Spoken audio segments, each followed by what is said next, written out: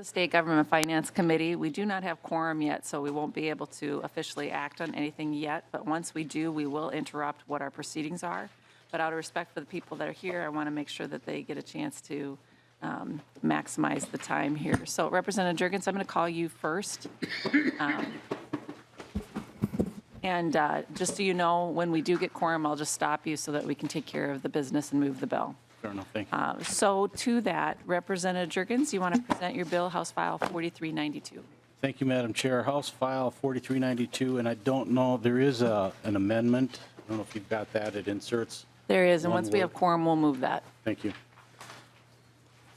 So House File 4392 is very simple, and just to give you a little background on this bill, many of you remember on Thursday we had a special guest here in the House of Representatives, Afton resident, my constituent, Jesse Diggins, who won, Madam Chair. And Representative Jurgens, we do have quorum now, so this, let me just take a moment here. Members, in your packets, you should have, do we have minutes today or no? I must have missed that. Got the meeting minutes from April 12th. Representative Pugh, you want to move those minutes? Yes, thank you, Madam Chair. I'll move the minutes from April the 12th. Representative Pugh moves the minutes from April 12th. All those in favor, please say aye. Aye. Those opposed, the minutes are adopted. With that, Representative Jurgens, I'm going to move House File 4392 be laid over for possible inclusion to the State Government Omnibus Finance Bill. And I am also going to move the A180768 amendment. Members, this will get the bill in the order that the author wishes. All those in favor of the A18 amendment, please say aye. Aye. Those opposed, the amendment is adopted. Representative Jurgens, to your bill. All right, thank you, Madam Chair. And as I was saying, last week we had Jesse Diggins, Olympic gold medalist, was our special guest here at the House of Representatives. I reached out to Jessie through her family after she won the Olympic gold medal and invited her to the House of Representatives, initially just to be recognized on the House floor for her achievements. In working and visiting with her mother, I learned that this topic was important to her, and she wanted an opportunity to talk to many of you, to representatives, about the idea of bringing a World Cup ski event to Minnesota.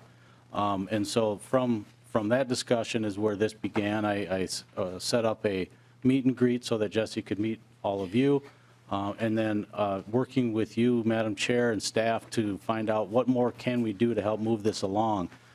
This idea of bringing a World Cup did not start with me. It has been in the works for quite some time. I do have testifiers here from the Loppet Foundation and others who have been working on this. The intent of this bill is to assist and to supplement the activities, the efforts that have already been made to bring a World Cup to Minnesota. And Madam Chair, that is my bill. The amendment just adds the word cup, which is more specific to what the event would be. And with that, I've got testifiers if you're willing to see them, hear them now. That would be great. If you can have your testifiers come forward, please. Welcome to the committee. If you can please state your name for the record and who you represent. John Munger. Welcome. Yeah, thank you. So I could just give you a little background on the World Cup idea. As Representative Jurgens alluded to, about a year ago, we received a call from Jessie Diggins after she had competed in a World Cup ski race in Quebec City, Canada, and was very jealous of the Canadian athletes who had the hometown advantage and people cheering for them while they were competing. We haven't hosted a World Cup in the United States since 2001. And what is a World Cup? Well, World Cups are essentially the Super Bowl of cross-country skiing. They take place over a number of weekends in the winter, typically in Europe. Over the last several years, Canada has started to have some World Cups now, and Quebec City is the main location for that. But there hasn't been one in the United States since 2001. The one prior to that was in 1987 in Biwabic, Minnesota, at Giants Ridge. The big things that we're working on this, and really since she won her gold medal here a few weeks back, we've been working much harder at it. It's something that is a financially challenging thing to put together. But with Jessie's charisma and her ability to represent Minnesota so well, the opportunity has really presented itself in more relief now. We are up against some timeline issues. the calendar for this 2020 World Cup, which is what we're trying for, March of 2020, will be put together in the next 4 or 5 weeks here with the International Ski Federation. And in order to get on that calendar, we need to have confidence between us and U.S. Ski and Snowboard that would be kind of co-sponsoring the event, that we can make this work financially. So we're working very hard to put those financial pieces together. If we can do that in the next, say, 2 weeks, then we'll be able to try and get on that calendar. So that's kind of what we're up against here, and we're really happy that Representative Jurgens has offered to try and get this bill put together to give us a little bit more support in these efforts. Great, thank you. I've got Ms. Byrne and Mr. Johnson and anyone else that wishes to testify. If there's anyone else that wishes to testify to this bill. Welcome to the committee. Please state your name for the record and who you represent. Madam Chair, members of the committee, my name is Todd Johnson. I'm the Executive Director of the Amateur Sports Commission.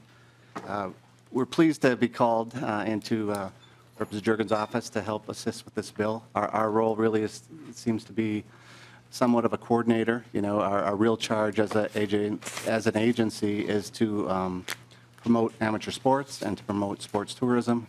Both of those are contained in this bill, so we're happy to help in any way that we can. Great, thank you. And then Berkness? We're good? Okay, all right. Is there anyone else that wishes to testify to this bill? All right, members, any questions? Representative Detmer. Yeah, Madam Chair, just a question. And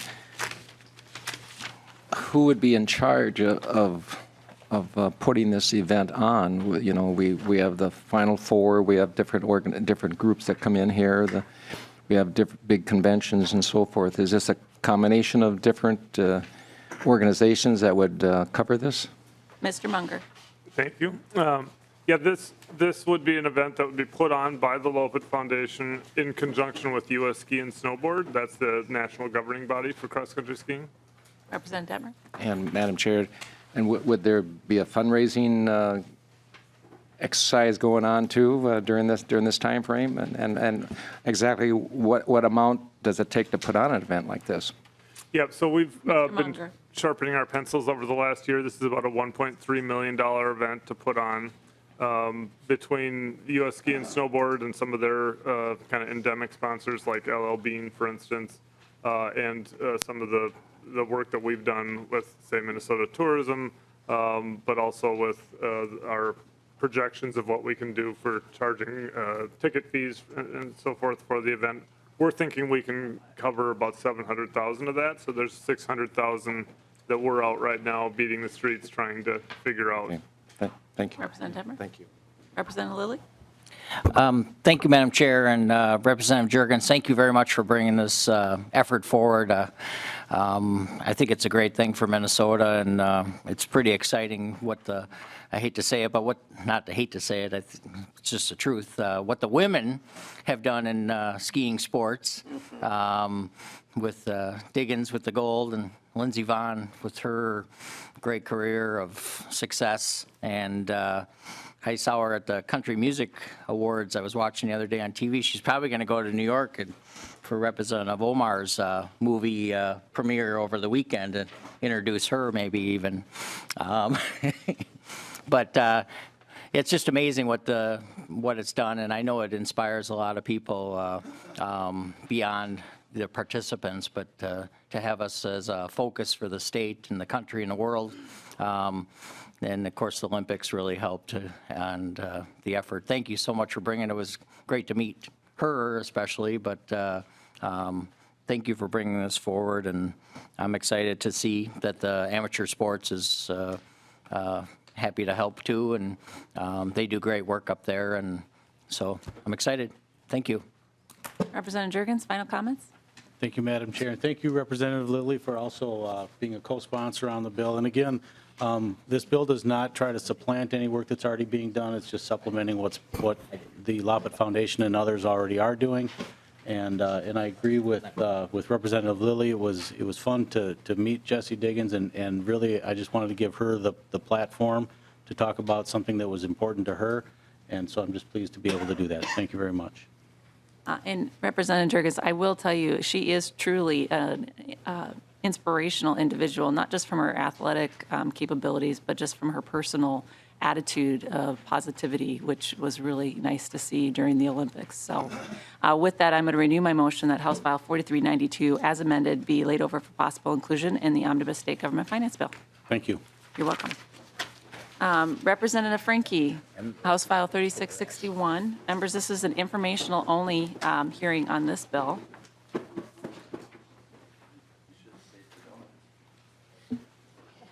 And he gets extra bonus points. I noticed that Representative Jurgens didn't bring treats, but Representative Franke did. Olympic cookies.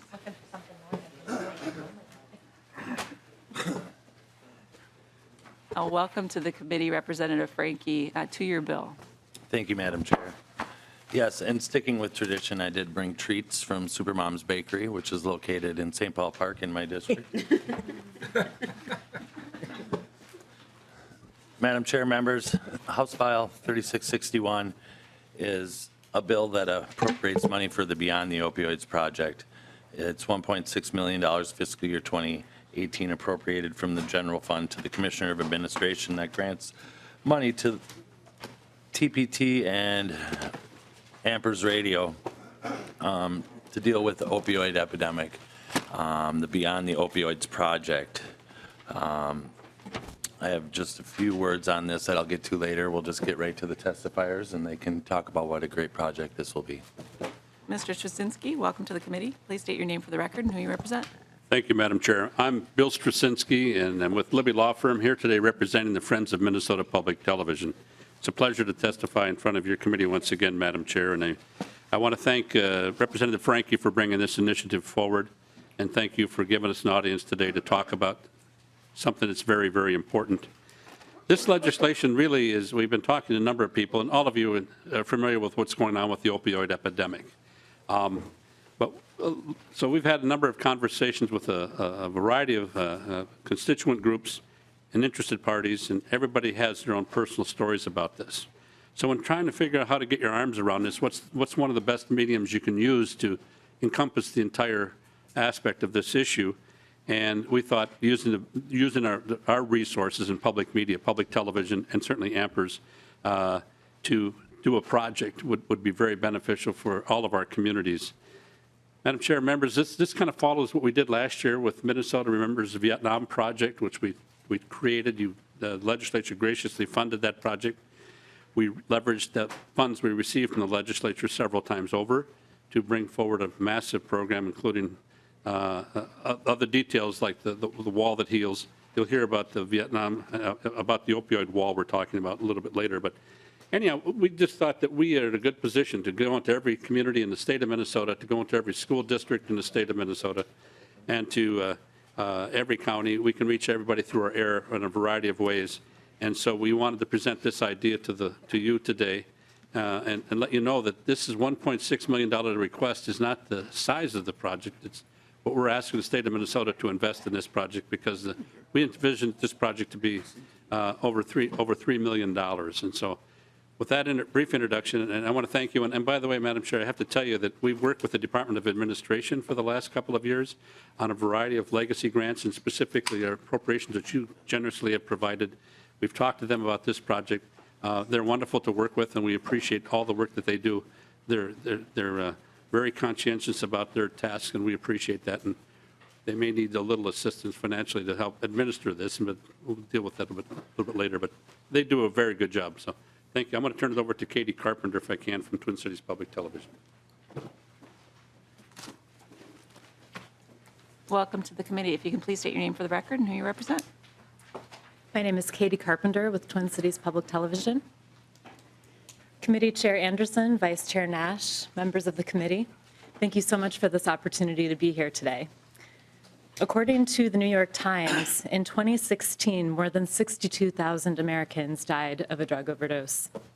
This number surpasses the total U.S. casualties from the entire wars in Vietnam and Iraq combined.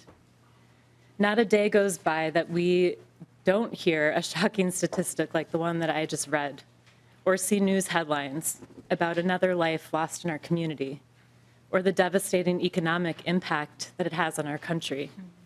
It's really clear that our nation is in an opioid epidemic.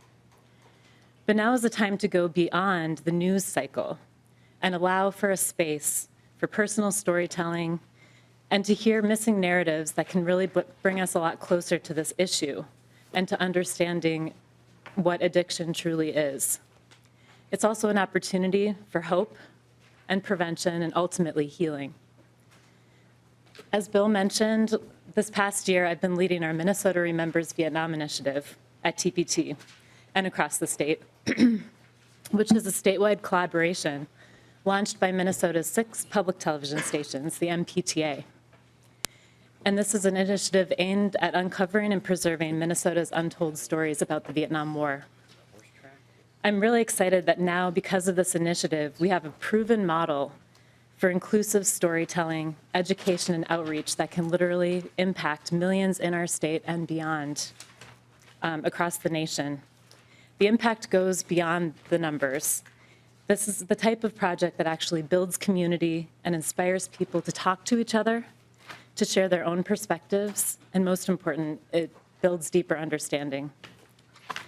TPT and the MPTA will again join forces for this initiative, along with the Association of Minnesota Public Education Radio Stations, AMPERS, who also have a proven model of success in storytelling and outreach. One example is their recent Veterans Voices initiative. And we are excited to launch a $3.1 million education initiative that is called Beyond Opioids. And this initiative, we hope, will do 4 key things. 1, it will educate through powerful storytelling. The partners will create diverse peer-to-peer audio and video testimonials by and for real people whose lives have been touched by opioids. This will include short-form and long-form storytelling and documentaries.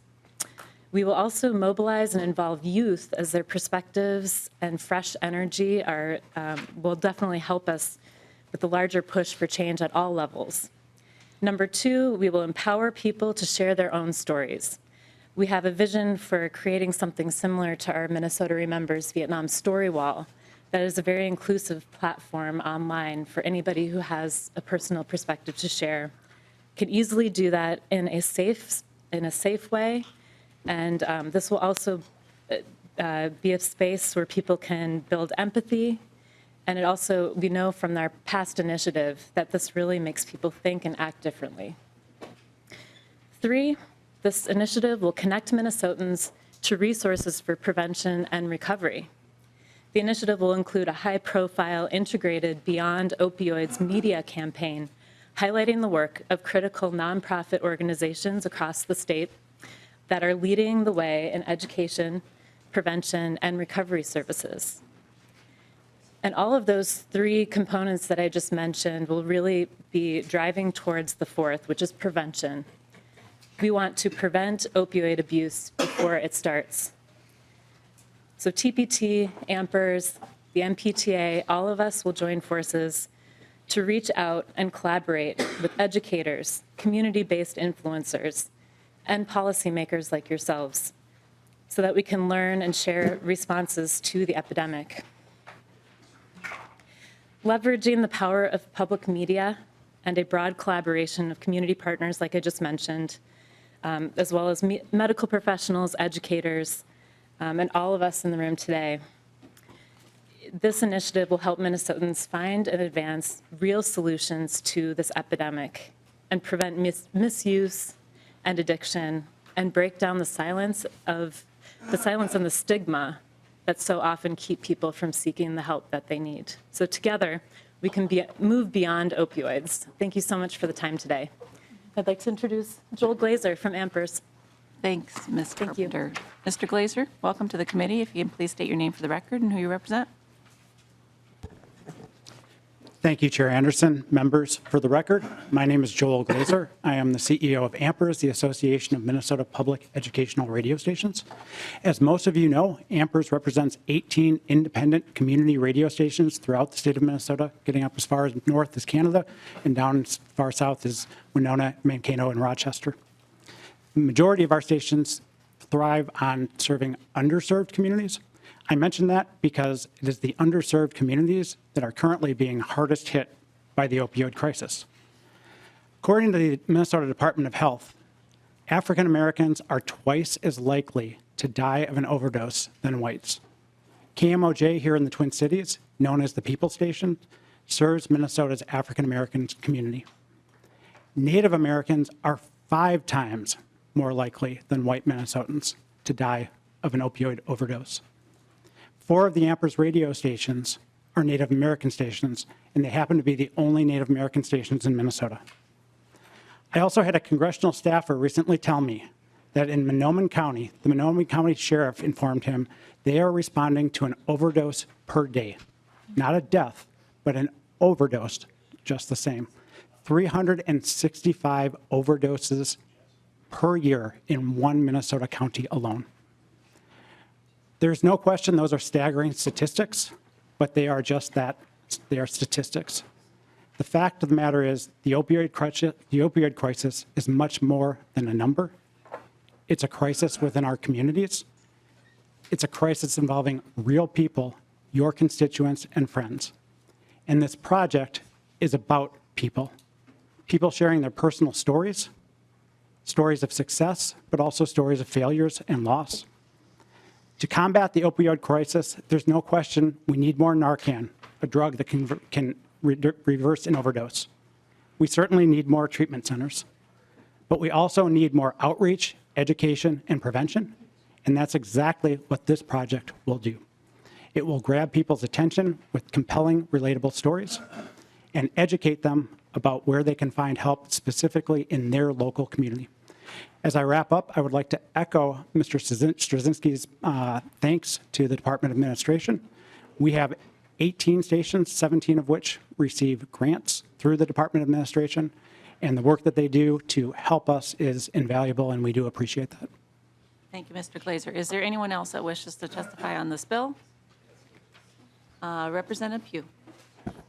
Thank you, Madam Chair. Thank you, Representative Franke, for bringing this bill. It's just a very huge issue, and I wanted to comment when Ms. Carpenter was speaking and mentioning the Vietnam project that you've been overseeing, and I participated in the launch of that, the screening that you did, and it was an incredibly compelling evening, and I brought along with me a Vietnam War veteran who suffered greatly as a result of his experience and became an author, telling his own story, which was a part of his healing. And the points that you made about what the intent would be to replicate what you've done, the great work that you've done for the opioid crisis. I can just visualize, having been there, how impactful this would be. And so thank you for your testimony, and the stories. The part that I'm remembering now was the 4 or 5 individuals on the stage that each throughout that evening told their story, and how I won't forget that. And I think that this bill has the potential to really start that conversation, and as a result, it will make a difference. So I'm hopeful that we can move on this. Representative Olson?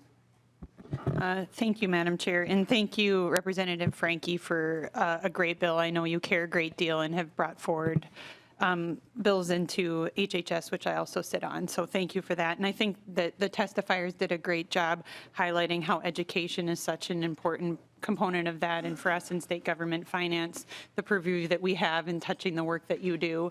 I think this is a great bill, and I do want to I know this is informational hearing, and talking about the financial piece of it, that we do think about education as one component. As was mentioned, there are a lot of components to addressing this, and to do that, we need substantial funding, whether to touch any aspect of this. And I know this is just a small bill in terms of the grand scheme of things, but it really does partner with everything else we need to do. And so I hope that, this session, we can see things move forward to give us dedicated revenue so that we can invest in education and, whether that be the penny a pill or whatever it may end up being, but that we do that because it gives us the opportunity to use that funding to invest in education like we're hearing today, or even be able to make sure Department of Administration can administer to these grants and have been so helpful to these groups that are testifying. And so I hear you, and I think this is a great bill, and education is a huge component. I'm also hearing we need to do a lot, and we need to make sure we have the resources so that we're not just using funding from here or there, but we have dedicated revenue to really tackle what we're hearing today. So thank you for bringing this bill forward. Members, any other questions? Representative Flanagan? Thank you, Madam Chair. And thank you, Representative Franke, for bringing this bill forward. I appreciated, as we're talking about this crisis, that it is clearly statewide, and there are certain communities that are impacted in a really major way. My life, as well as the lives of, I'm sure, even people at this table, have been impacted by the opioid crisis. So thank you for this. Could you just speak a little bit more to just the storytelling component of how you'll be gathering these stories? Oh, I think I would refer Mr. to the different, to TPT and AMPERS on their different, so I'm guessing it'll be a little bit different for each area. For sure. Thank you. Ms. Carpenter? For this, we plan on doing something similar to our story wall aspect of our Minnesota Remembers Vietnam initiative, which was it's an online website at mnvietnam.org that has a Share Your Story page, so anyone who has access to internet can go in and share their own perspective. But we also paired that opportunity to share online with a lot of outreach where we'd go into communities, and we actually tried many different models of story sharing. We've had opportunities in panels to share stories. We've sat one-on-one and done video. We've done video interviews. We've helped people just sit down and write their own story. We really want to leave it open to however the person feels the most comfortable sharing. And I think we need to tailor it a little bit. Once we learn more about what people are going through with opioids, it'll be a little bit different than the Vietnam community that we've been working closely with. But I think we want to keep it very open, and I think the story wall kind of technique is a very inclusive way for anybody to share, even anonymously, too. Does that answer your question? Thank you. I think there's I think you probably have something to add. I think that there's also an opportunity, as we're talking about just even folks who have access to internet. We know that is an issue throughout the state. There's several organizations who are working on this issue, and I'm sure you're connected with them. I think there's some of us at this table who could also help navigate some of those relationships. The one other question that I actually had is, can you talk a little bit about what the best age is to start educating young people about the issues of opioid abuse? Mr. Glazer? Madam Chair, Representative Flanagan, if I may take just a moment to step back to your first question, then I will address the second. In addition to what Katie was mentioning, there are several other very important aspects of how we will be reaching out and connecting. First and foremost, connecting with treatment centers in local communities, because it is going to vary by community. This is not something new for AMPERS by any means. We're not jumping on the bandwagon here. We have been doing a lot in this arena, especially our native stations, because that is a problem, and that has to be treated very differently than how it's addressed in the African American community. So we work specifically with the communities to make sure that the messaging is community specific. But also, we have already made a connection with the Minnesota Department of Health, who has a very well established peer-to-peer educational program. And if you've heard, I mean, we're already, that is what we do, is peer-to-peer. We have already talked to them. They're waiting in the wings, ready to connect us with those peer-to-peer counselors. It is a little bit more challenging to find people to step forward in a situation like this. Veterans, everyone said that would be hard. Honestly, that was a little easier probably, but there are still plenty of people, especially when we already have those peer counselors. As far as your second question, Representative Flanagan, as far as the age, I'm going to say that that's something we would still have to figure out. I would defer to the schools that we are working with. Many of our radio stations are affiliated with schools, either directly or indirectly. Most of our native stations are actually housed in a school. Minneapolis North houses Jazz 88. So we would work with the counselors and the teachers to figure out. It would be a guess on my part, and I don't feel comfortable guessing. That's something we would want the experts to provide us with feedback. I could just mention one quick thing about that. Ms. Carpenter? Thank you. We are just kind of starting the research process, and we're uncovering new things daily about your specific question. I was talking to a teacher at one of the MPTA partners, and she said it's just shocking. She said, really, you need to get to the young. She said it's just shocking. You need to really target them at a very young age because, by high school, it's too late. She said, you really need to get into middle schools. So I don't know the specifics, but it sounds like, maybe a middle school target would be a good thing to consider. Representative Franke. Thank you, Madam Chair. I'll try to be brief. I would say, Representative Flanagan, if you have not had a chance, look at the Minnesota Remembers Vietnam project. I saw it on Channel 2, and it was phenomenal. The different aspects of how they approached the veterans and the discussions and the different types of panel discussions versus peer-to-peer discussions and things like that. And then I was also, as a member of the Veterans Committee, provided with a CD from the AMPERS programs. So they were both done it was marvelous. It was just great. And to your second question, that's one of the things other than this that I'm going to start looking into is age appropriateness.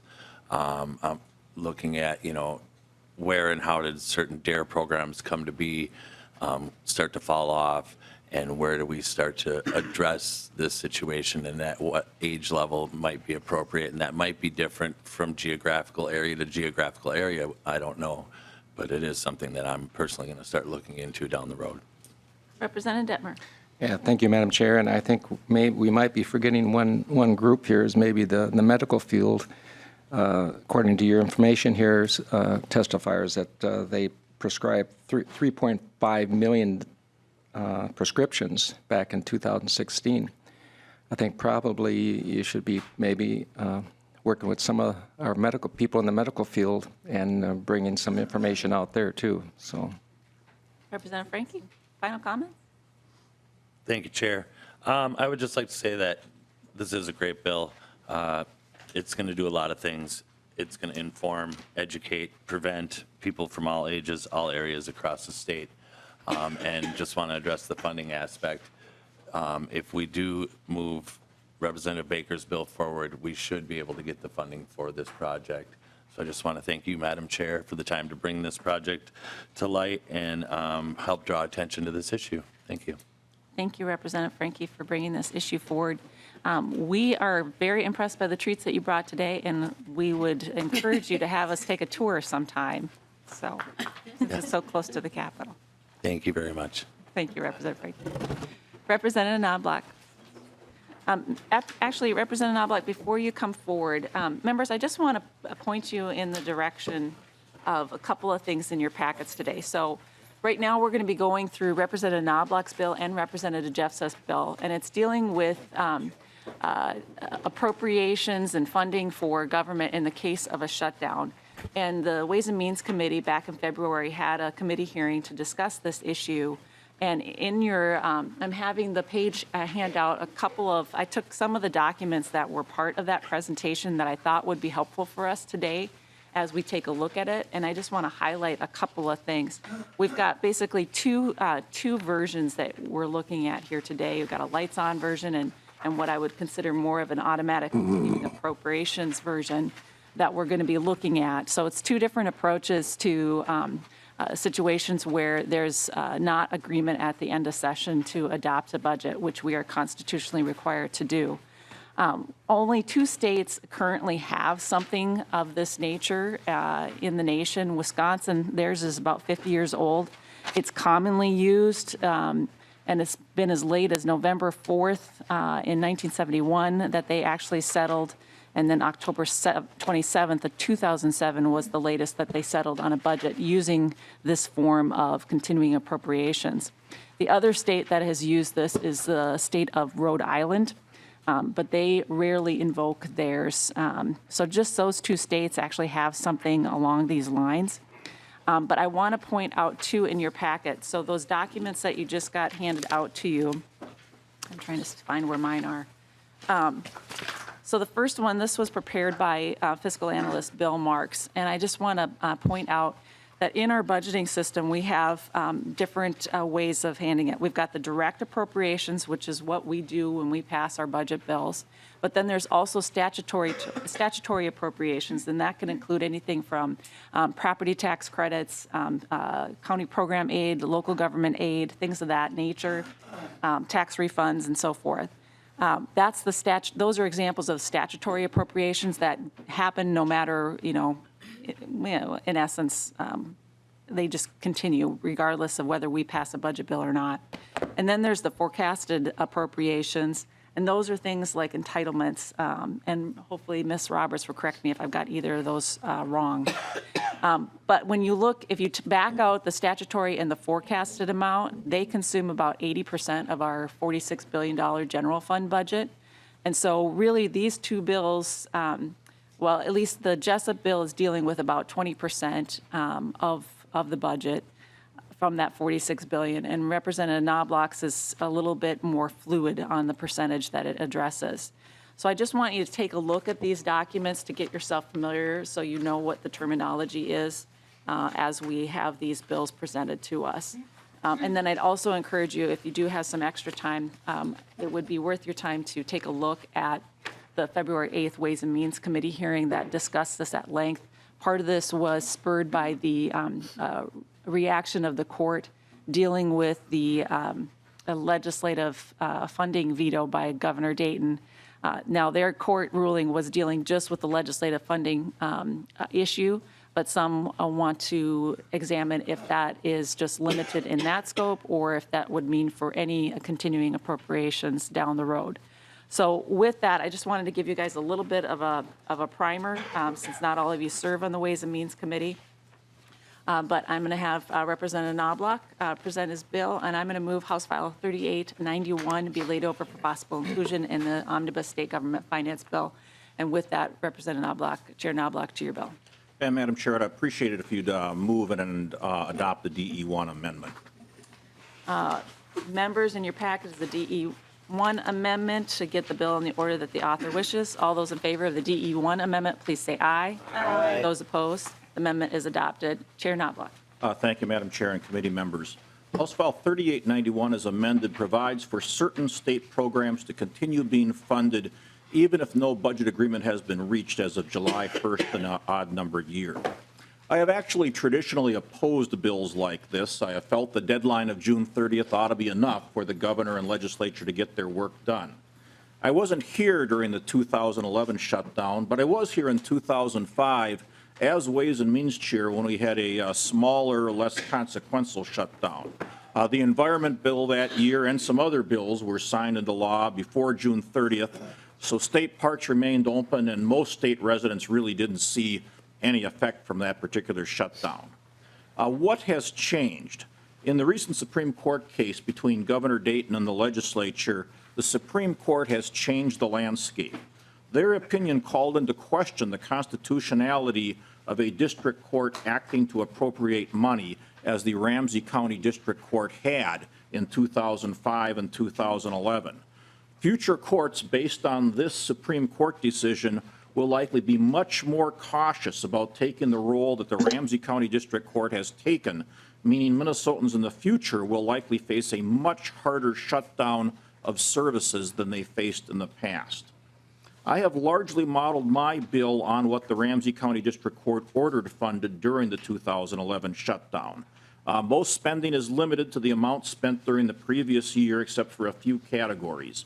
Those categories include disaster relief, debt service, and certain dedicated expenditures like highway construction contracts, whose funding, such as the funding dedicated to roads in the Constitution from the gas tax, can't really contribute to helping with a general fund problem such as we would face during a budget crisis.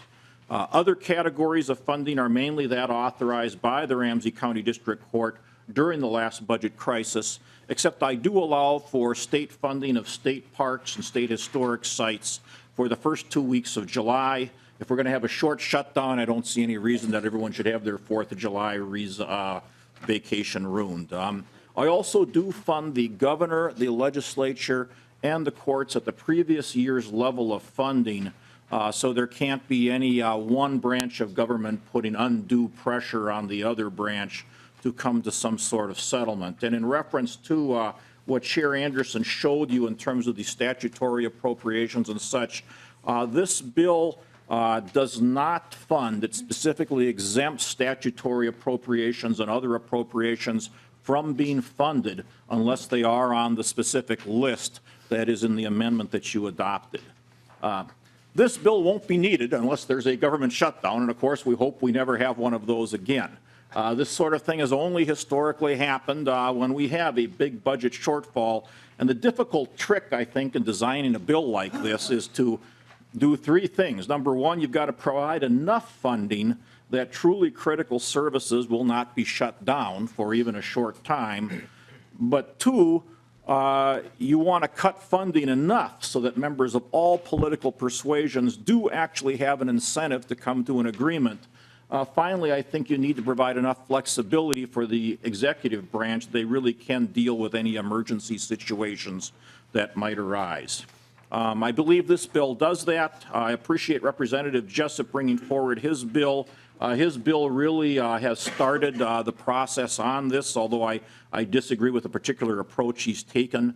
I should mention that Representative Carlson has co-authored my bill. The one change in the amendment you adopted from the original bill is that it really has the executive branch making the appropriations rather than the courts, which is what I had in my original bill. And after talking to a number of attorneys on staff, they felt there were some constitutional problems with that approach, and so going with having the executive branch do the appropriations is what I ended up with.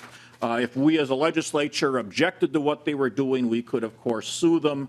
That would then go to the courts, and the courts would determine if the executive branch was really following the law or not.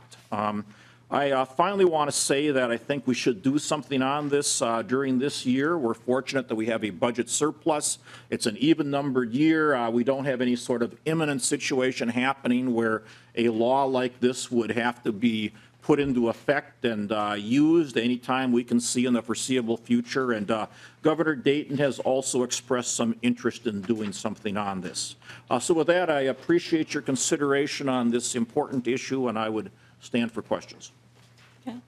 Is there anyone that wishes to testify to this bill? Members, any questions?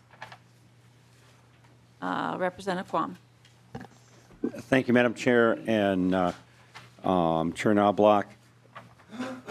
My freshman term was when we had that shutdown, and the governor happened to do some meetings around the state, and I attended one, and he had me sitting to his right, and we were going through, and someone brought up an issue with food banks and not having funding to be able to, even get the food out that was in the food banks, and that had slipped through the cracks of, oh, this is critical. How would your legislation as amended handle an oversight that popped up, 4 years from now, 3 years from now, that, maybe weren't aware of and put into here? What mechanism would there be to take something that's obviously overlooked as being critical? Well, Madam Chair, Representative Quam, I guess first I would say I hope we don't overlook anything. And if people have other ideas of things they think are critical functions that aren't in the amendment, I am very open to hearing about it. In terms of the food bank issue, I guess I probably would want to know a little bit more about that. Are you, is it a case where I mean, food banks didn't have the money to deliver food to other food banks, or what was it? I guess I could see it possibly falling on page 1, line 19 of the amendment underneath the other emergency assistance funding category. But I guess without knowing a little bit more about the circumstance, I'd have a hard time drawing an opinion on it. Representative Quam. Thank you, Madam Chair and Representative Knoblach. Yeah, my whole concern about this is I think it's very commendable to try and prevent, but my worry is that we miss something, and that if we have reasonable ways of taking care of an oversight, and it might be a program that's developed and passed next year, that, you know, that's the only reason I brought the question up is we always miss something. We're not perfect. And if our legislation allows for flexibility, but not abuse, but I commend you for this attempt. Madam Chair. Chair Knoblach. Representative Quam, I guess I would say that if we missed it and we didn't do this bill, not only would it not be funded, but nothing else would be either. So you'd still be in the same situation. You know, as far as, you know, new programs that we think up that aren't funded, you know, I don't, for the most part, have specific programs named in here. It's more, you know, a collection of principles that were laid out by the Ramsey County District Court. So, I mean, if something met the requirement of, you know, one of the number of issues in here, you know, food safety, let's say, or something like that, since we're speaking of food or emergency assistance, well then, whatever that new program was, it could conceivably meet that criteria. If it didn't meet that criteria, whatever it was, it wouldn't be funded. Representative Quam. Representative Driscoll. Thank you, Madam Chair. Chair Knoblach, thank you, and I will also thank Representative Jessup when he brings his bill forward. I think this is something that absolutely needs to be looked at and addressed. I, like Representative Quam, was here my freshman year in the 2011-2012 cycle, and I think that the governor's office and the legislature, as well as the judicial branch, has learned a lot from that process, and all parties have attempted to try to find a way within the confines of their duties to come to an agreement on this. And so one of the concerns that I have, and I'm not going to speak specifically to the bill, but more to the concept, is the courts have made it pretty clear that they feel that they do not have the authority to authorize emergency funding. So if in the unlikely event, an unfortunate event, that Minnesota finds itself in a situation of a 2011 end of session, regardless of who's in control, the things I get concerned about is the rhetoric that would be raised about, well, I guess we have to open up the state prisons and the sex offender facilities and let those folks out into the community because we don't have money to pay employees. And I don't think we have the ability to issue warrants, money on the come, for pay for people. So I think that something needs to get done this year for that. And I think that you're spot on when you say that there's an appetite in the governor's office to try to do something to resolve this issue. And I laud you for coming forward on this. And I believe that there are several ways that we can handle this, and I appreciate you bringing one alternative forward to the legislature. Thank you. Chair Knoblach, I've got some questions for you. So I'm looking on the DE1 amendment on page 2, line 24 and 25. And on here, it's kind of going through what critical functions are. And it says protect the rights afforded to the citizens of Minnesota under the federal or state constitution. And with this change, you've made it that it would be left up to the governor then to make these decisions. To me, I'm just curious, what could that all, would it be left up to the interpretation, I assume, for the governor to determine what is protecting the rights afforded to the citizens of Minnesota under the federal or state constitution? Madam Chair, you know, my bill as originally written had the courts doing it because of some of the concerns raised, and Representative O'Driscoll mentioned some of them. It seemed to make more sense constitutionally to go and have the governor do it. We are then delegating to the governor this decision on, you know, when you interpret a statute like this, you know, a line like this, what does that mean? I mean, what's going to get funded? And, you know, certainly I think public safety, law enforcement, you know, the courts, are all things that I would say fall in underneath this. Now, I've got the courts funded separately elsewhere. I can certainly conceive of issues coming up that I probably can't even imagine right now that might fall in underneath this. And if the legislature or someone else felt the governor was wrong in funding a particular area underneath this statute, then they'd have to sue and let the courts decide. And this is really language that was taken from what Ramsey County District Court had laid out as their principles back in 2005 and 2011. And so that's why I chose to do this. I certainly think, I mean, it's the job of the state to protect people's rights. And so that's something that should be in a provision like this. Well, thank you, Representative Knoblach. You know, I too was here in the 2011 situation where they could not come to an agreement. And there was a lot of disagreement when the special master was appointed on whether or not they were meeting what the language is. And so I get really concerned about provisions that with this, having a governor, whoever that may be, it would be really left up to their interpretation. And then the legislature, whoever that may be, wouldn't have a whole lot of say about how that went forward. So in that situation in 2011, we were at about a $5 billion, $6 billion deficit that we were facing. So is it possible that a governor could determine that the entire budget is providing the rights afforded to the citizens of Minnesota under the state and federal constitution? Is it possible that they would continue those appropriations and potentially exacerbate the budget deficit that we would be faced with as a legislative body? Is that a potential? Is that possible? Madam Chair, I guess I wouldn't think so. I guess, you know, firstly, I would point out that all the items listed here from page 2, line 18 forward, you're restricted to not spending any more than you had spent in the previous year. So certainly a governor could not spend more money, and they couldn't take, line, page 2, line 24 and somehow expand that. I think that, there are some parts of the budget that I think it's fairly clear, if you go to the very end, for example, that higher education would be something that we would not be funding other than allowing them to use their reserves and use tuition to continue with their operations, but we wouldn't have higher education expenditures as part of it. I think that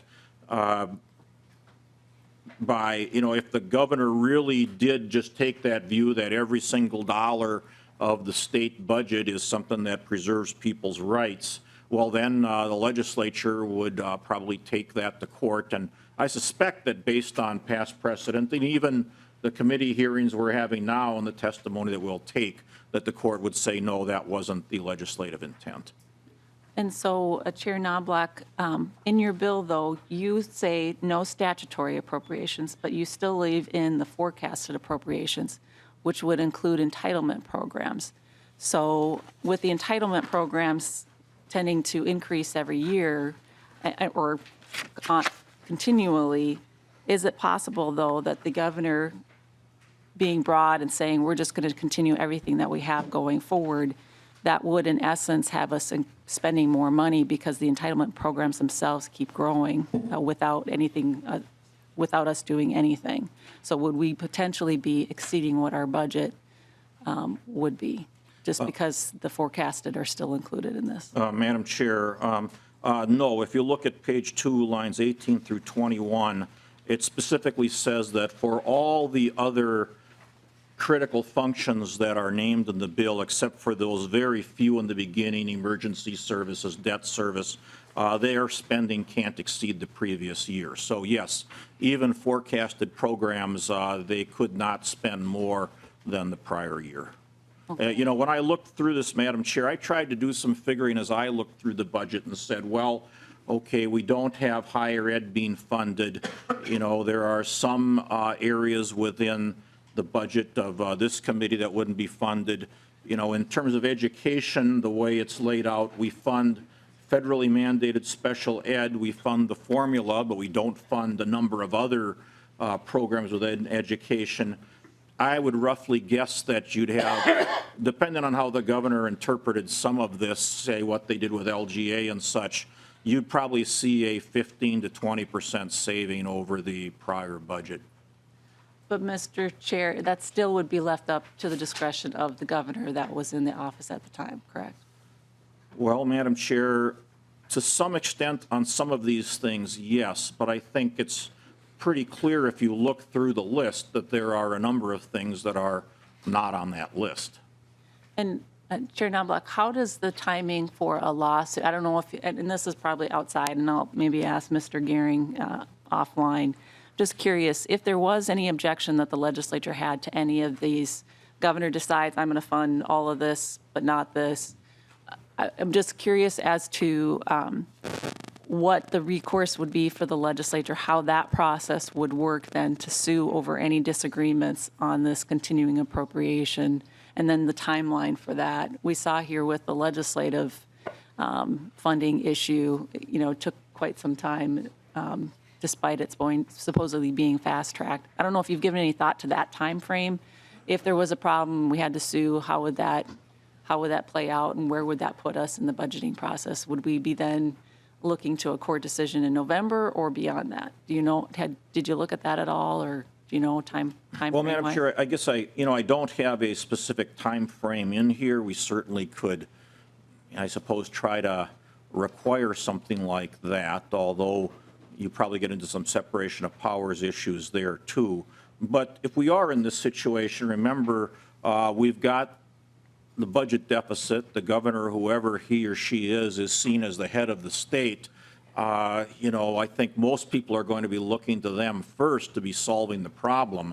And if they are just spending lots of money that we don't have and attempting to push the envelope, I think there's going to be a backlash against them in the court of public opinion. And so I would think that they would not be able to permanently keep spending far more than the legislature thinks they should be spending. And then one last question before I let other folks ask some questions too. Chair Knoblach, we've had situations in the past where there have been disagreements on what the final budget would be, where we have passed certain bills, like the ag finance bill typically gets passed. Some of these jobs bills, some of these other bills, they've actually passed, been signed into law by, the governor at that time. What happens in this situation where there's maybe 3 or 4 bills that have been signed into law and kind of the outliers are like the K-12 bill or the Health and Human Services bill and the tax bill? For those that are already signed into law, can the governor then decide with this authorization to change what the funding would be for those 3 that have already been passed and signed into law? How does that work so that if there were cuts in those bills that were passed and signed into law, does this then supersede that and so that he could go to or she could go to whatever they want? How does that work? Madam Chair, committee members, no, this does not supersede that. If you look at page 1, lines 5 through 8, if we passed some bills beforehand, those bills would supersede this. And so those critical functions covered by those bills would be off the table as far as this particular bill goes. Okay. So if, for example, we had already passed the K-12 bill, well, now everything in K-12 would be funded, and we would not be holding back some areas of K-12 funding, which we otherwise would be doing if this was in effect. Okay. All right. Representative Lilly. Thank you, Chair Anderson, and Chair Knoblach.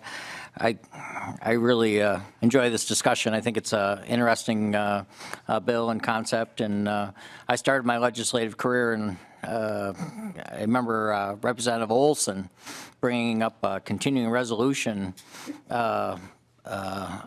every day that we met in special session. I'm sure you remember that. It was his I remember it was a different Representative Olson than the one sitting next to you. Very much so, indeed, Chair Knoblach. I've noticed some no, I have not noticed any similarities. Sorry, that was mean. No, it's, she's, yeah, cool. Very different times. Yeah, he was quite a character. But at that time, I remember going through that, each of those days a special session, but I also remember the impacts. So it was fascinating to me, the essential versus non-essential, and just how that all works out. And that's my only kind of general concern is sometimes I mean, it's pretty easy on essential to figure out, public safety things, for example, or what they, there's some clear ones that, keeping people locked up and those sort of things. I thought it was interesting in your bill on 322 and your delete all. It's I really enjoy that one. To make sure the zoological gardens and Department of Natural Resources secure animals, including safe and necessary to prevent animals from escaping and endangering the public. So, I mean, so that's a good thing you got that one in there. But some of them, like the non-critical, that's always I find tricky because, and I'm sure you'd appreciate that too. It's just surprising what becomes, we might not think of non-critical, but sometimes is. I don't know if you remember the Wayside Rest when we had to shut those down, and for whatever reason, people couldn't make it to the next gas station, and they just, were using trees and whatnot, to, it was just crazy. I don't know what happens to humans, but they couldn't make it an additional 3 miles to the rest stop. So, I mean, clearly it's not essential, but it's, the public obviously couldn't figure that out. And then remember the shutdown where, it became, and we're going to hear from the horse people later, but, that we shut down the tracks, and is that, but it seemed like between the tracks and what finally kind of snapped things was when people couldn't get the horses and the beer. It was kind of the beer when all of a sudden we shut down beer in Minnesota. I always thought it was Wisconsin, but apparently beer is very important in Minnesota as well. So that became critical, if you will. So anyways, I'm going on, and I'm sorry, Representative Olson, because you're very different than the former Olson. But no, it's just, I'm glad to have the discussion. I enjoy it. I think it's good that you're bringing it forward, and I just always am troubled a little bit with the non-critical, and I don't know the answer, and I'm glad, but I'm still glad that you're bringing it up and we're having this discussion.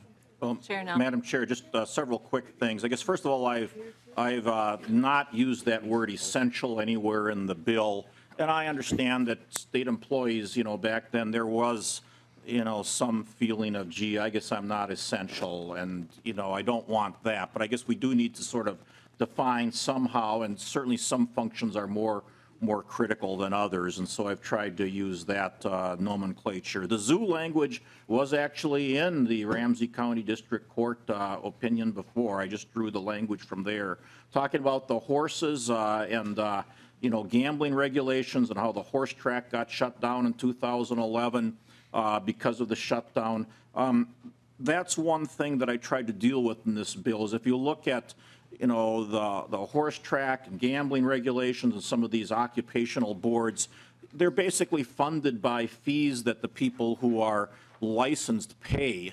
And we're not going to be able to use those fees to bail ourselves out of the general fund budget crisis we've got if we've got a shutdown. And so to me, it doesn't make any sense to shut those things down if they're not going to be able to in some way contribute to solving the problem. And so in this case, I allowed those to stay open. The trick in doing this is we want to have something that if we face a situation like this, we don't want to have one group of people here, say maybe the more liberal side suddenly decide they want to vote against this because it, if they came to a deal, we'd have to cut even more.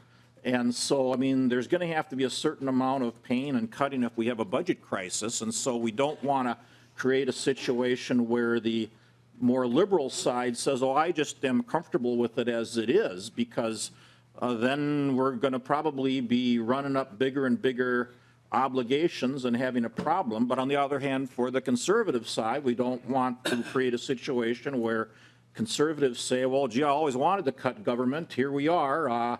why do I want a deal? I mean, we want to have a bill that brings both sides to the table with an incentive to come to an agreement, and this is tried to be designed to do that. Okay, any other questions, members? Chair Knoblach, final comments? Well, Madam Chair, this is, I think, an important issue. It's certainly an issue I hope we don't face again, but we've faced it twice in the last couple decades, and now with the new court landscape, I think it's something that we should do something about. And I certainly am open to people's suggestions and ideas on this. If you have them, please contact me, and thank you for your consideration. Thank you, Chair Knoblach, and I'm going to renew my motion that House File 3891, as amended, be laid over for possible inclusion in the Omnibus State Government Finance Bill. Thank you, Chair Knoblach. Thank you. Representative Jessup, House File 3360. Welcome to the committee, Representative Jessup. I'm going to move House File 3360 be laid over for possible inclusion in the Omnibus State Government Finance Bill. And it looks like you have an amendment. It's not his amendment? Oh, it's not his amendment. All right, well, we'll get to you just doing your bill first. You can do it if you want. Welcome to the committee. Thank you, Chair Anderson, and thank you, members of the committee, for the opportunity to be before you today. This bill before you is really a culmination of efforts that have gone from prior legislators before me. So I cannot take any ownership to creative license here. There's probably a few revisions, but this is really some work that has already been accomplished. And it began with Phyllis Kahn, as my understanding. I have not met Phyllis Kahn as of yet. So at some point that I'm sure that will occur. And then last year, this particular or legislation very similar to this was offered before you as a committee from Mary Kanesh-Podine, Representative Kanesh-Podine, and I was hoping that she would be here, but she's up on an effort in Alaska. Any event, I wanted to just mention this. I think you as a committee went ahead and included it in an omnibus bill last year at 95% of funding. It is coming before you, a couple of revisions at a 90% level of funding. My interest in this particular subject really began when I was a citizen back in 2011. And I recall the state shutdown. I think it was the first year of the governor being here, and it was like, oh my gosh, you know, here we go. We've got a legislature and we've got a governor who just can't get things accomplished. And as I think all of us anticipate, Minnesota citizens, they want to see us come together and get things done. Well, for about 20 days in 2011, we were in the national news. We were not in the national news for a good reason. We were in the national news for a very bad reason. Often we hear about Minnesota being ranked number 1, number 3, number 5 on a very, good aspect of life here in this state. But in this situation, we were not being viewed very positively on a national level. And I think, Representative Lilly, you kind of hit upon it. We had the former Supreme Court Justice Kathleen Blatz. She was involved with determining what is an essential function of government that needed to continue and what is a not critical function of government that should not continue. What finally broke the logjam was the beer distributors. The beer distributors needed to go ahead and renew their license to be able to distribute the beer to grocery stores. Well, I shouldn't say grocery stores, but to all of the, I would say, the liquor stores, as well as the restaurants and other establishments around the Twin Cities and throughout the state. The beer license that these distributors needed, it was not a critical function of government. It was one of those non-essential functions of government, and yet I would say that if you asked a typical Minnesotan, was that an essential function of government? They probably would have said yes, it was an essential function of government. And at that point, really the logjam broke and a budget was accomplished and we moved forward. Not everyone is happy, but at least we moved forward. What I would like to say is that for those 20 days, that was a bad time overall as well if you were a Minnesota citizen. Because I think for some of us, we lost the convenience of being able to be serviced by the state in a number of different ways. State parks closed. We had the rest areas were closed. a number of initiatives were closed all across the state. And I was looking through the list, you'll appreciate this. Even the Campaign Finance and Public Disclosure Board was closed. Now, I know that disappoints all of you. But my point is that during that time, I think it was kind of a black mark for us as far as a state government. And it did not bode well. I mean, if you were a citizen, your faith in the state, your faith in public servants, whether it be the governor or it be the legislature, kind of took a little dip. And I don't think that's where we want to be. We are a state that has been lauded for good governance. And I would say this is an issue, and I'm pleased to hear some of the comments that have been made here. This is an issue that we probably need to deal with. What's the right form and so forth? I guess that's up for all of you to really decide in this matter. But as often we come before one another to present legislation, we often want to present legislation that we say, okay, this is a solution. We can get sides that are on both sides of this issue to really come together and we say this is the right thing to do. This is a very odd piece of legislation because I want to say at the very goal, we want to make this legislation onerous. Onerous to all. This is not one where we're going to please people. We want to make it onerous so that we do not actually see it enacted, that we always see a budget accomplished. And we would hope that it would always be accomplished. But the Supreme Court last fall really established that the judicial branch does not have the constitutional authority to fund government, like has happened back in 2011 with Ramsey County Court. So I applauded Chair Knoblach here. He did have this Ways and Means informational hearing, and we got to hear from Myron France, Commissioner of MMB. And he also said, you know, with what the court is telling us based upon the ruling on the governor's veto, we really do think that we need to do something here. There may not be a stopgap if we ever get to a scenario again of a budget impasse between the legislature and also the governor.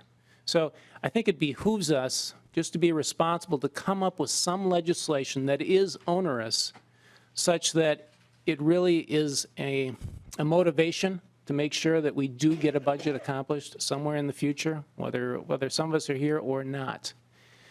The legislation you have before you is kind of I would say a little bit more simplified approach. It's kind of a cutting approach. All of the, we'll say, base appropriations would continue at 90% level. Now, we could debate whether it should be 90%, 95%, 85%, but I think it needs to be a cut. And I think it needs to be onerous to all, the legislative branch as well as the executive branch. But I think overall, one of the benefits of doing something of this nature is it leaves all of those functions that are operating today for state government, it leaves them in place once we get into a new budget year if we don't have that budget in place. It does not define what is an essential service from what is a non-essential service. Because I would say that average Minnesotans, there's a lot of people that would say all of these services are equally important. You'll get a variety of answers on that particular point of discussion. I would also like to say that at 90% of an operating budget, it's going to cause issues. An agency could run most likely for up to 3 months would be my expectation. If you've got managers and directors in place, there's ways for them to cut back and prune on some of their spending, at least for the short term. But overall, it's going to be an increasing situation where there's going to be greater and greater stress. And that, I think, is also what we want, because at the end, we want to get a budget accomplished and for the state to move forward. We do not want to make this a situation where it's comfortable to continue to operate without an approved budget by the legislature and the executive branch. I've spoken too long. Thank you. Thank you, Representative Jessup. Is there anyone that wishes to testify on this bill? I see Mr. Holton is on the list. Do you wish to testify or?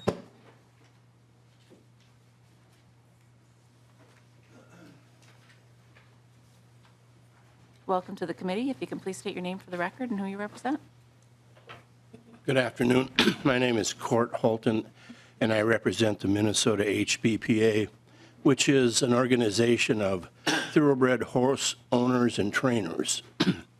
I was very much involved in the 2011 litigation. I was probably the most spotlighted attorney in that whole process. And it was a little ironic because one of my very good friends was presiding over the case as a district court judge, and she ruled against me just about every time. The process that we were using in the past has absolutely no legal authority to support it.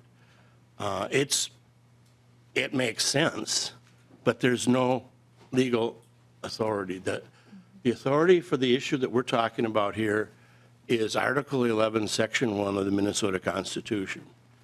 And I don't know if you knew him in the House, but there was a staff legend in the Senate named Peter Watson, who was there for his entire career. He was excellent. He wrote an essay on the purse strings of the people's money, where he made it very clear that there is only one entity with authority to spend money from the Treasury in Minnesota, and that is you people sitting right here, at least the ones that have election certificates. And our issue is statutory appropriations, which was totally botched by the court in 2011. The money for the Racing Commission comes from us in the industry in the form of fines, penalties, but mostly license fees. That money flows into the state. It goes back into a special revenue account, and by your edict is appropriated to the Racing Commission. So we have an appropriation.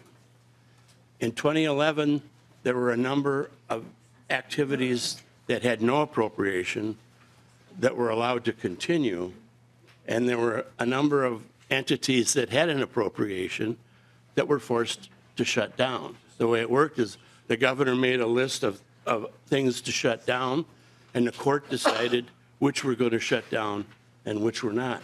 There's no authority in the state of Minnesota for the court making those decisions. In the recent legislative funding case, the court gave strong indication that of how they would rule if they ever had that situation before them. For our interest, all we need out of this process is a clarification on statutory appropriations. However, I thank the two members here for taking on the larger issue, because I think it needs to be done. I don't think we can go back to that situation that we were in before. For my issue, a clarification that a statutory appropriation is, in fact, an appropriation, unless and until you people were to amend that law. But right now, it's an automatic appropriation. As the money comes in, you've appropriated it out. That should be clarified. On the larger bill, or the larger issue, I just want to give the benefit of my experience. You know, it's so chaotic when you do one of these things. I was driving around on my iPad as a passenger, writing briefs and getting emails from court administrators and that. But the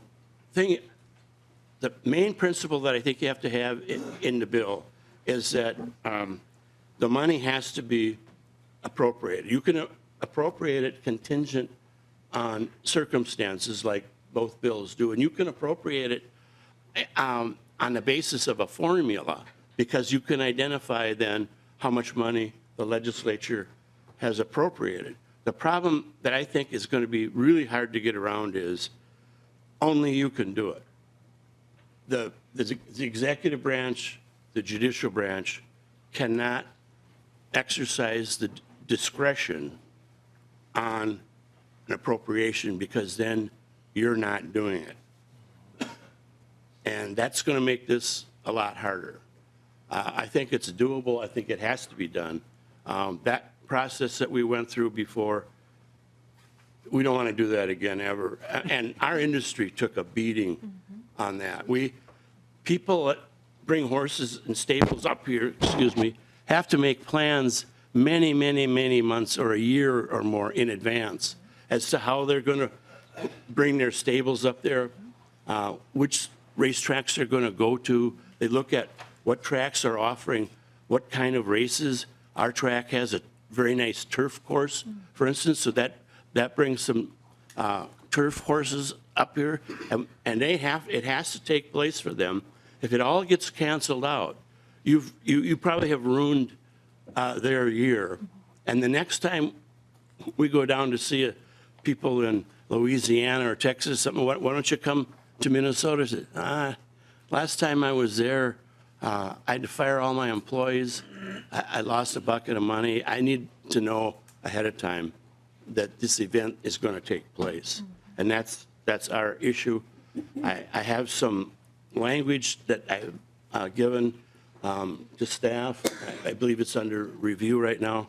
That would be for Representative Jessup's bill.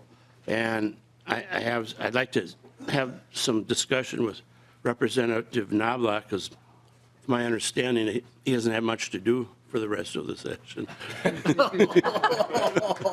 But I will try to stay involved in this. Thanks for the time, Chair Anderson. Thank you, Mr. Holton. Appreciate you coming. Is there anyone else that wishes to testify on this bill? Welcome to the committee. If you could please state your name for the record and who you represent. Madam Chair, members, my name is Gary Carlson. I'm with the League of Minnesota Cities, and I haven't talked to either authors of these bills, and I'm not here to oppose the bills. I just want to make a couple of points about the local government interaction with the state budget. And for example, we set our budgets in the fall of each year, and part of our budget is going to be the amount of money we receive in local government aid or county program aid, and we set those levies in December. And so, for example, if this fall we were certified our LGA amounts in July, set our budgets in December, and you were to not be able to put together a budget next year, under these bills, we might get less LGA and CPA because of the functions of these bills, and yet we have no way to recover that money or make up that money. So I would just like to work with the authors on making sure that local government budgets can continue reasonably and can be expected, that the monies can be expected to be received. The one other point I want to recall is that in 2011, county program aid and local government aid are standing appropriations. One of the issues that came up in the cases with Judge Gearin was whether we had staff at the Department of Revenue to actually do the calculations and make the distributions. And so that's another part of this function. The monies are appropriated, but there may not be staff at state agencies to make those distributions. And so I want to make sure that we do account for that as we go forward. So, Madam Chair, I just wanted to make those points on the record, and I'll continue to work with both Representative Jessup and Chair Knoblach to discuss how we might modify these proposals slightly to accommodate local governments. Thank you for your testimony. Is there anyone else that wishes to testify on this bill? Mr. Gehring, I just was hoping you can clear up something for me. So we're basically have these two bills, but it's my understanding for the Jessup bill, he keeps funding the statutory and the forecasted amounts, but on the Knoblach bill, it does not fund the statutory items. Is that correct?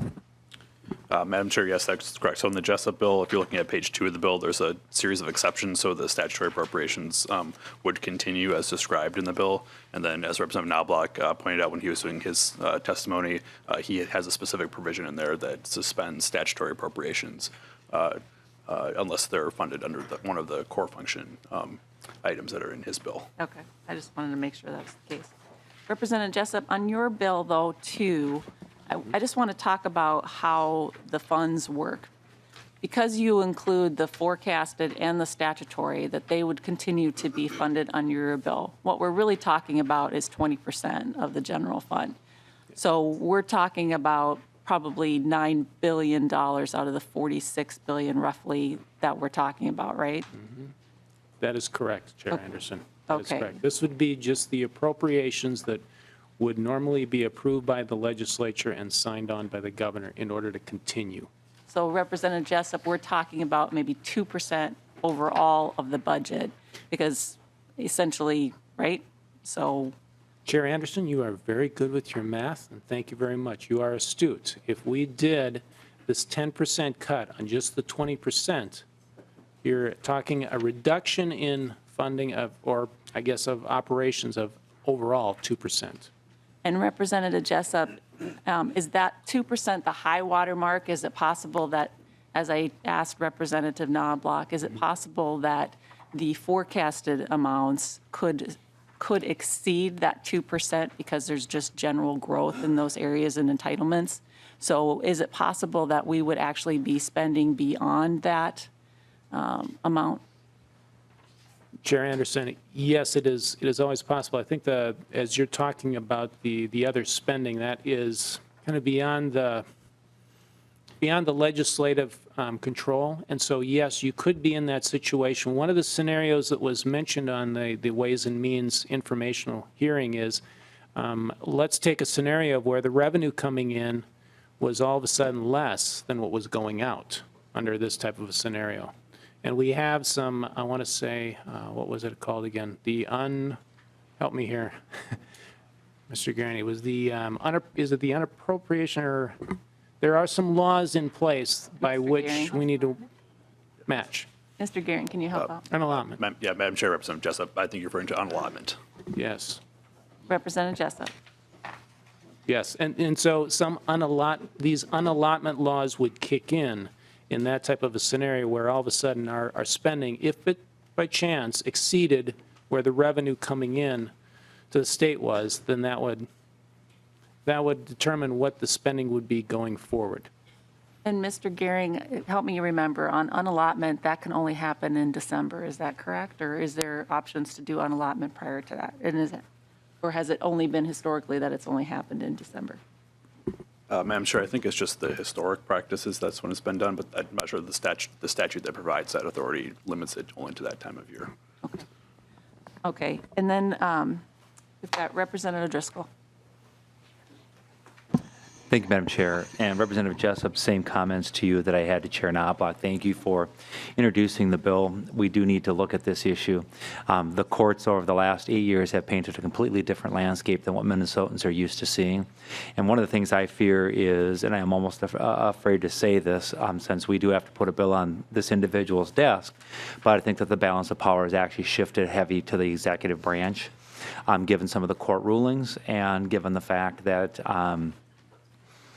legislative veto that occurred on line item, and I'm very concerned that a governor would use this as a tool to be able to, if I can use the word, influence, in quotations, the acts of the legislature to, in effect, get more of what the governor wants and less of what the legislature wants.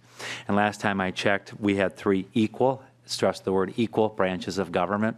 And I've been very concerned about this over the last 8 years as I've watched what's happened to legislative power and it erode and more of the marbles roll toward the governor's side of the table. So I appreciate this, and I know that back in 2009, 2010, which led up to the last major shutdown, you had a Republican governor and you had both chambers controlled by the Democrats. And so the opposite of that was true in January, we had both chambers controlled by the legislature being Republican and the governor being in the Democrat.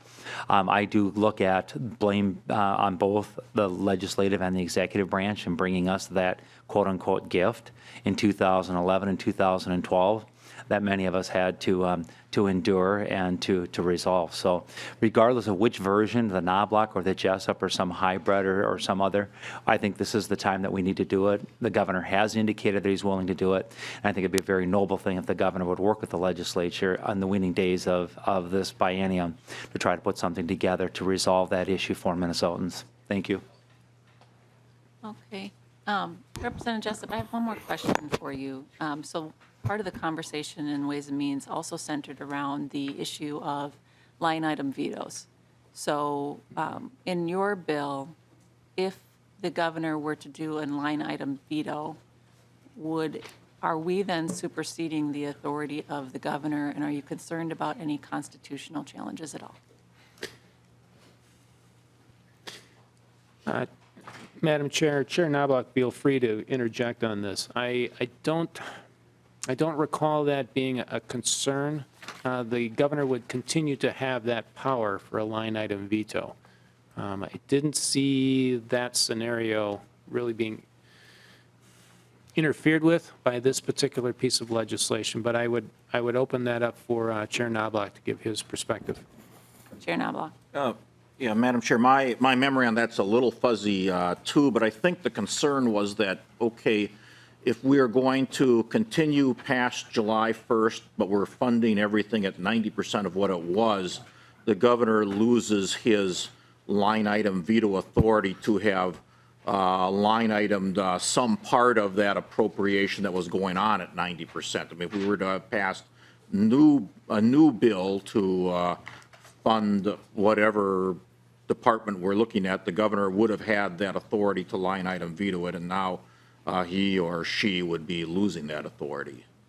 That's exactly it. And it was actually raised by Representative Hillstrom, Representative Liebling as well raised the issue, and I think Representative Carlson did too, because you would be then, in effect, there would be no longer a line item veto because of this. So I assume that based on your response, you haven't looked into that at all. Okay.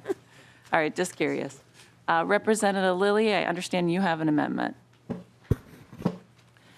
Thank you, Madam Chair. I'd like to offer the A1 amendment. Representative Lilly offers the A1 amendment to your amendment.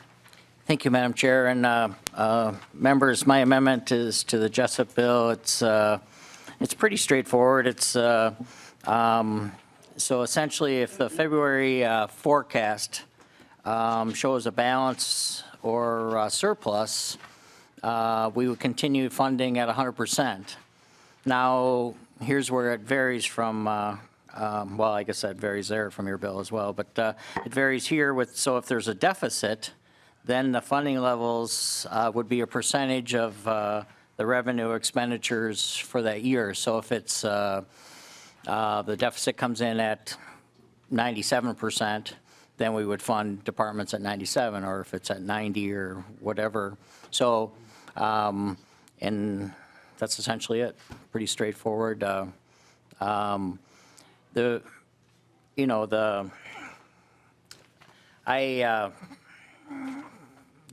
kind of general comment before we get to, I mean, it's the amendment, but,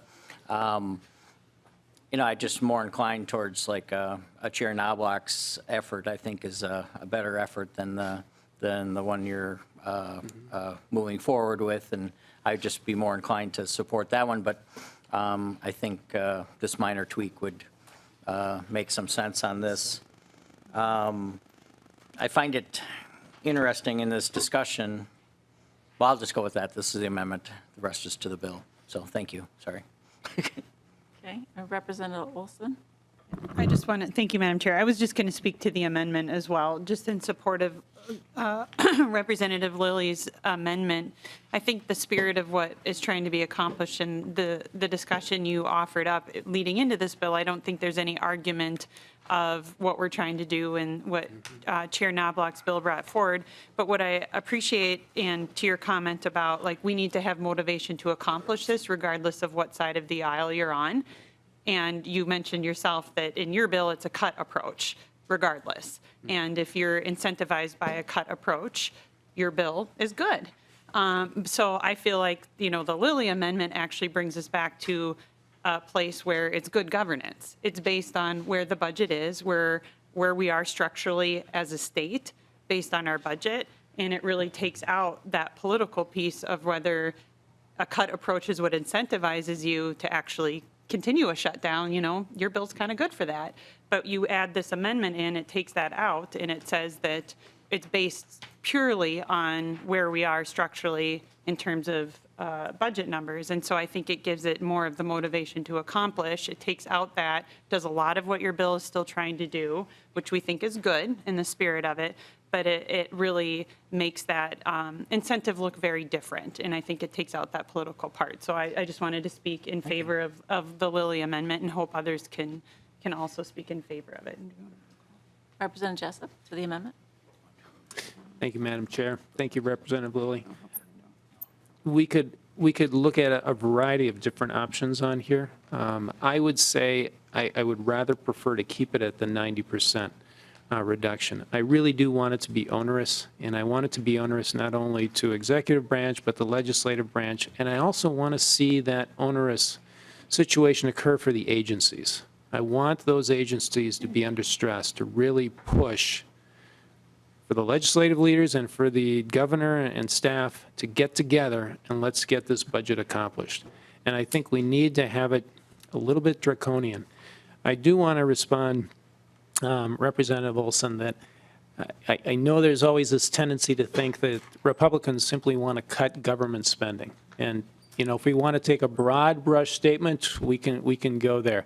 I will say, though, that if we are to do this, most often what we will find is that Republicans want to reduce spending in X area or Y area, but not necessarily every particular area across state government. And I think that constituents are going to be equal in terms of their voices of frustration to both Republicans and Democrats on why can't you guys get together and get a budget accomplished.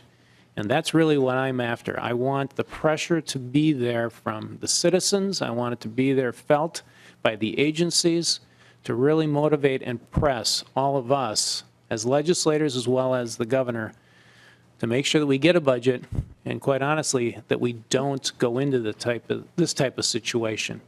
If we took in a scenario of the budget forecast looks great, we've got a $360 million surplus as we've just experienced from this February, and all of a sudden operations could continue, Representative Lilly, like your amendment at 100%, there's less motivation for us to make sure that that budget gets accomplished. So I would prefer to keep this at the 90%. Thank you. Representative Lilly. Thank you, Madam Chair. Representative Jessup, the cutting word was yours that Representative Olson used. We didn't, that was the words you used. Yep. So that's, I take it. I don't know if that's what she was referring to, but I heard the words too, and it kind of stood out.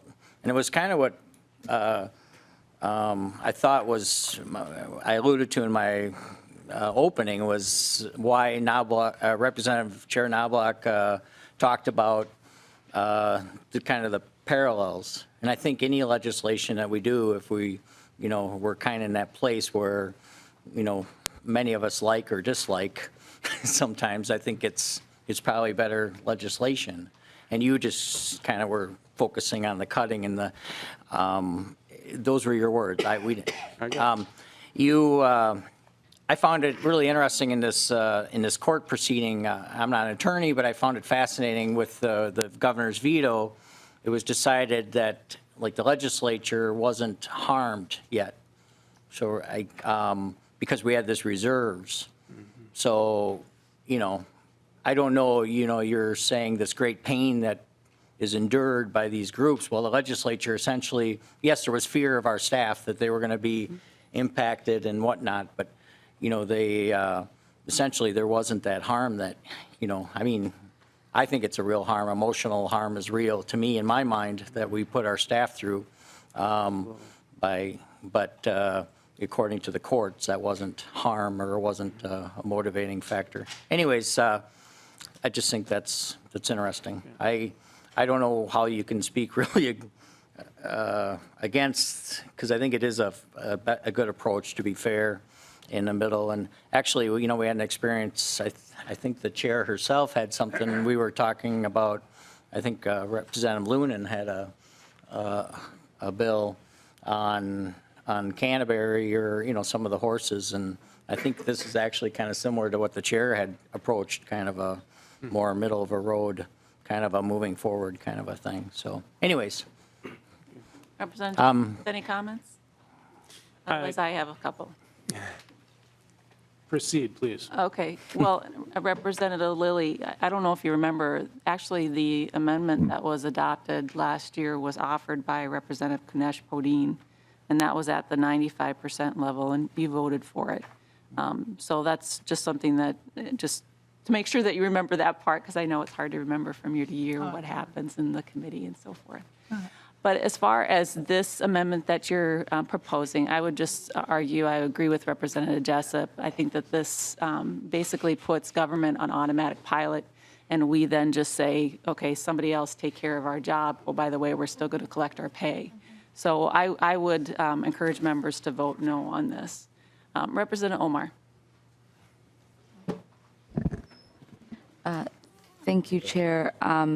Representative Jessup, I just had a quick question, or maybe just get a clarity about something that you said. You were talking about there being an incentive for people to come to the table, and this bill creating an urgency for all of us to be able to negotiate to get a budget done. And from this bill, what I see is there being more of an incentive for a legislature or a governor who supports a reduction in state funding to not come to the table, because if you're going to get that automatic 10% cut, then it is an incentive not to come, because you can just continue to do that. So I just kind of wanted to understand your logic in saying that this actually creates an incentive to come to the table. Sure. Representative Jessup. Thank you, Chair, and thank you, Representative Omar. Let me give you one scenario that I guess I would like to play out. If we were to continue, let's say a legislature was here and said, you know what, a 10% cut would be great, let's do that for a full year. Think of the spending that we have for state parks, for instance, and all of a sudden we did a 10% cut. The state park system would most likely have to cut services. I would say that the average Minnesotan would be very, very, very unhappy if we were to cut state park services. And I would also contend that there are other services that we as a state provide, and it would not be a Republican situation, would not be a Democrat situation. It would be, these are essential services. We as citizens would say, these are essential services that have to continue, and I think the pressure would mount that, no, this is not how we want Minnesota to operate ongoing. We want to make sure that there is a realistic budget that is established. And quite honestly, we as citizens, and I'm speaking kind of in the general, I think really put the pressure upon all of us as legislators that if you're going to be elected legislators, then you better come together and you better establish a budget. And I think a legislature that just stood off and said, you know what, no, we're just going to be fine at 90% and we're just going to let things operate, I think the average citizens would say, we want you out of office next election cycle. Representative Omar, final comment before we go to the vote on the amendment. I was going to say, I mean, there are a lot of states where this happens. I can think of like Illinois, for example, where citizens seem to be outraged for a moment, and the political parties do their blame game, and everybody gets on with life. What I don't want that to happen to Minnesota, and so I will not be supporting this bill. Representative Lilly renews his motion. Madam Chair? Representative Lilly. Can I just make a quick? Sure, yep. Thank you, Madam Chair, and it'll be quick. Just to clarify, the amendment, it was I voted on it, but it was yours, it was like your amendment, if I remember right. No, Representative Kunesh-Bernine amended was it your motion, or it was an effort by you? I'm sorry. So we added, essentially we're making it so that if it's good for, Kunesh-Bernine was at 100%, and you were at some other percent. And Kunesh-Bernine included the fact that if it's good for horses, it should be good for people as well. So that's kind of essentially, I don't know, we could argue this forever. Maybe we can carry on tonight. But I'd like to ask for support of the amendment. I think it's a fair amendment, and it's closer to really a parity and balance on good government. Great.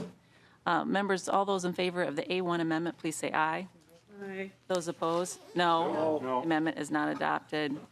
Representative Jessup, final comments to your bill. Thank you, Chair. Thank you, committee, for the opportunity to be before you. I guess one last comment is I think back to the shutdown of 2011, and again, my perspective was as that of a citizen. And as I looked at that whole experience, I thought, you know what, we were shut down for 20 days. And the real losers, I know from a political party standpoint, we could always cast blame upon the other political party. But I think the real losers in that shutdown was the average Minnesota citizen. We lost some services as citizens. And I also want to say that during that shutdown, we had, I think the estimate was 19,000 state employees that were laid off. And I know that 19,000 versus 5.5 million Minnesotans is a little bit of a contrast, but I do think that all of us here really do appreciate the services that our state employees provide when they're servicing average citizens all across the state. And I got to believe that if I was one of those state employees during that time, or even leading up to that time, I would be asking the questions: am I going to have a job, in another week? How am I going to take care of the finances for the family budget? And I think that we owe it as well, quite honestly, to our state employees to make sure that we put something in place so that they do not have to go through a similar experience in the future.